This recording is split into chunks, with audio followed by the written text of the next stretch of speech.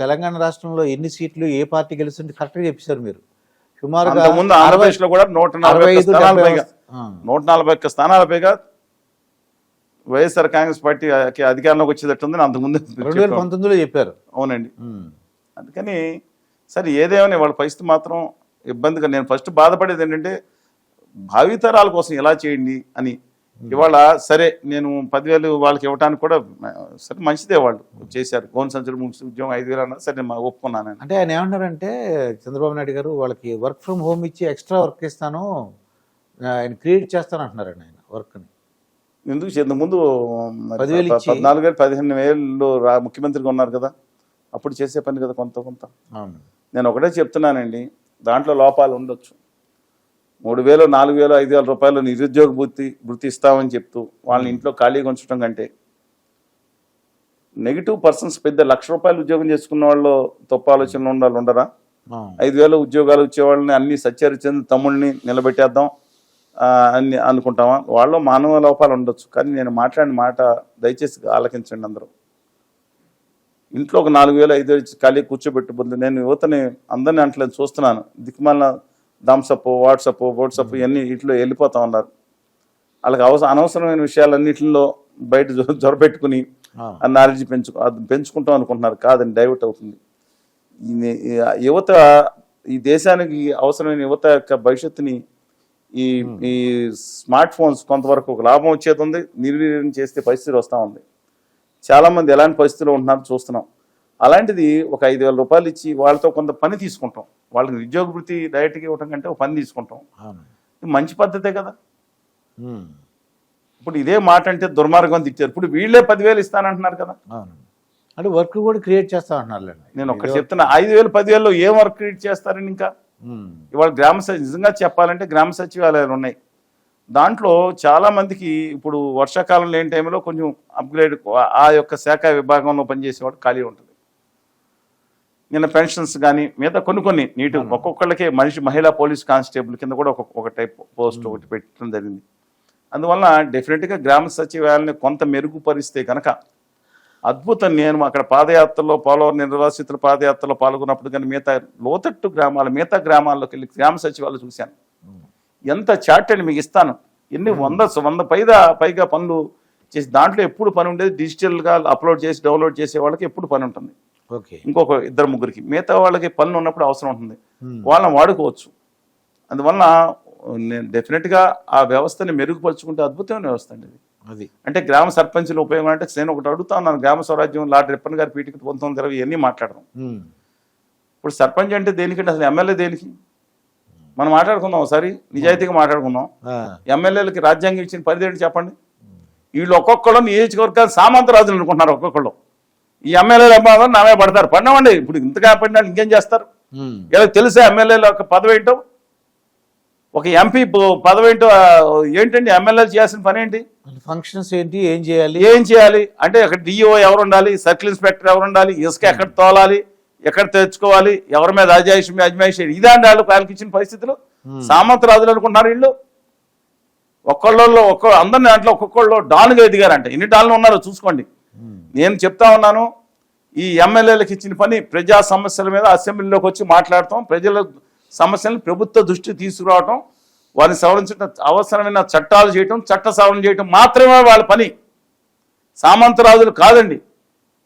అలాగే గౌరవ సర్పంచులు కూడా వాళ్ళకి ఏదే కార్యక్రమాలు కావాలో వాళ్ళు ప్రజా సేవకులు కాదు.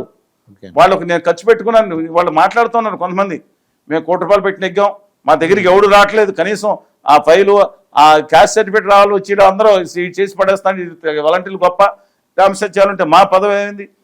వాళ్ళ గౌరవం వాళ్ళకి ఇవ్వండి. కానీ వాళ్ళ లోబడి పనిచేసే విషయంలో అంటే డెఫినెట్గా వాళ్ళు రిపోర్ట్ చేసిన విషయంలో గౌరవించండి. కానీ అన్నీ నా కనుసరణలో జరగాలనే పూర్వపు వర్గ ఆధిపత్యం చూసారా? సర్పంచ్ అంటే కచ్చి సర్పంచ్, మున్సబు, కరణం ఎన్ని చూడలేదండి? ఎంతకాలం నడవాలి ఇది? ప్రజాస్వామికత మేయర్ వాళ్ళకి పవర్స్ ఉన్నాయి అసలు? ఇప్పుడు జర్మన్లో చూడండి ఎన్ని పవర్స్ ఉంటాయి. వాళ్ళకు ఉన్న పవర్స్ ఎంతమంది వినియోగపరుస్తున్నారు, దుర్వినియోగపరుస్తున్నారు. అయితే ఏ పార్టీ రావడానికి అవకాశం ఉందంటారు? అంటే మీ ఇప్పుడు వరకు మనం మాట్లాడుకుంటున్నాం, గత 4-5 నెలలుగా మాట్లాడుతున్నాం. నా స్టాండ్లో గణ్య అర్ధరాత్రి మార్పు వచ్చేసిన విషయం ఏమైనా మీకు కనపడిందా? నాకేం అనిపించలేదండి. అవును. నేను ఖచ్చితంగా ఇవాళ కూడా చెప్తా ఉన్నాను, ఉమ్. ఉత్తర భారతీయ జనతా పార్టీతో పొత్తు లేనప్పుడు జనసేన పవన్ కళ్యాణ్ గారు ప్లస్ తెలుగుదేశం పార్టీ ఈ రెండు పొత్తు ఉన్నప్పుడు 120 స్థానాలు పైబడి నెగ్గే పరిస్థితిలోకి వెళ్ళిందని సెప్టెంబర్లో. ఓకే. ఆ తర్వాత జగన్మోహన్ రెడ్డి గారు సిద్ధం సభలు పెట్టిన తర్వాత దాంతోపాటు ఒక కార్యాచరణ ప్రకారం వెళ్ళిపోతుంటే మార్పులు చేర్పులు కాన్స్టిట్యున్సీలు చేశారు. దాంట్లో 30% మైనస్ ఉండొచ్చు, 70% పాజిటివ్గా కనపడుతున్నాయి. అంటే నెగ్గుతారని కాదు, ఉమ్. ఒకవేళ ఓడిపోయే అభ్యర్థి 40% ఓడిపోతే 40% వచ్చి ఓడిపోయి ఉండొచ్చు మిగతా, అంతే తప్ప ఆయన పరిస్థితి ఆయన చేసుకుంటే because of number of reasons ఇంక పొత్తు ఏళ్ళలో ఇబ్బందికి రావటం, ఓట్ ట్రాన్స్ఫర్ అనేది జనసేనకి తెలుగుదేశానికి 75% అయ్యే వద్దట్టే కనపడతా ఉందండి. డిస్పైట్ దట్ మొన్నటి వరకు ఉన్నాయి అనేక, ఈ టైంలో ఉత్తర భారతీయ జనతా పార్టీ రావటం, దీనివల్ల జగన్ గారి పార్టీ గ్రాఫ్ 47 నుంచి 52 నుంచి 70 స్థానాల పైకి ఇప్పుడు 80 స్థానాలు కూడా వెళ్ళిన పరిస్థితి కనపడతా ఉంది. అంటే తెలుగుదేశం జనసేన కూటమి 100 నుంచి 105 స్థానాలు గెలిచే అవకాశం గత 2-3 నెలల నుంచి కాన్స్టెంట్గా అటు ఇటు ఉందని అభిప్రాయం అండి. దీంట్లో గణనీయమైన మార్పులు రావాలంటే సర్పంచులు, జడ్పీటీసీలు, ఎంపీటీసీలు 70% మంది వ్యతిరేకంగా చేసే అవకాశం ఉంది. అంగన్వాడీ వర్కర్స్, టీచర్స్ కూడా వాలంటీర్స్ ఒక వేగుల వ్యవస్థగా పనిచేస్తుంది. ఇప్పుడు జగన్మోహన్ రెడ్డి గారు ఏమనుకుంటున్నారంటే అదొక రాజ్యంలా భావిస్తున్నారు, రాజ్యానికి 4 సలహాదారులు. ఇది ఎలా ఉందంటే ప్రజాస్వామ్య వ్యవస్థ, వీళ్ళు ఎవరు వచ్చినా ఎమ్మెల్యేలు కూడా ఆయన దగ్గర సరైన ఆడియన్స్ లేని పరిస్థితి కనపడతా ఉంది. వీళ్ళు ఒక వ్యవస్థ, ఒక వాలంటీర్స్ వ్యవస్థ ద్వారా, నేను వాలంటీర్ వ్యవస్థను తప్పు పట్టట్లేదు, కానీ వాడుకున్న విధానం తప్పు అంటున్నాను. ఇవన్నీ చూసుకుంటే కనుక వాళ్ళతో పాటు ఉద్యోగస్తులు అందరూ కనుక వెనక్కి వెళ్తే మాత్రం జగన్మోహన్ రెడ్డి గారి గ్రాఫ్ ఇంకా పడే అవకాశం ఉంది. డెఫినెట్గా 75-80 స్థానాల్లో కూడా సస్టైనబుల్ కాదు.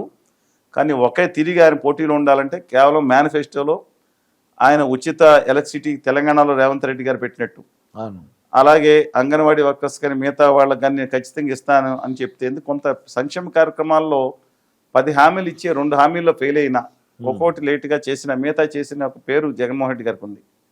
అందువలన అది నమ్మితే మాత్రం ఆయన తిరిగి వచ్చి యుద్ధంలో నిలబడతానికి, బయట ఇక్కడ యుద్ధం సిద్ధం అని ఏమని అనుకోండి, ప్రజల్లో సార్వజనికంగా అంటే ఒక రాయలసీమలో 3 జిల్లాలు మినహాయించి, కోస్తాంధ్రప్రదేశ్లో విజయనగరం జిల్లా మినహాయించి, ఈ 4 జిల్లాలు మినహాయించి మిగతా 9 జిల్లాల్లో ఇప్పటికీ కూడా తెలుగుదేశం కూటమి ఆధిక్యతలోనే ఉందని అభిప్రాయం అండి. అందుకని నా అభిప్రాయం ప్రకారం 100 నుంచి 105 స్థానాలు ఇప్పటికీ కూటమిలోనే ఉంది.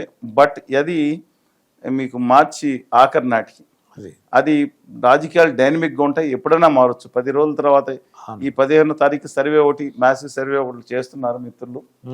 వాళ్ళు కనుక కాంప్రహెన్సివ్ సర్వే వచ్చిన తర్వాత చాలా ఖర్చు పెట్టి చేస్తున్నట్టున్నారు. దాని డీటెయిల్స్ మనకు చెప్పకపోవచ్చు, అవుట్లైన్స్ అయితే తెలుస్తుంది.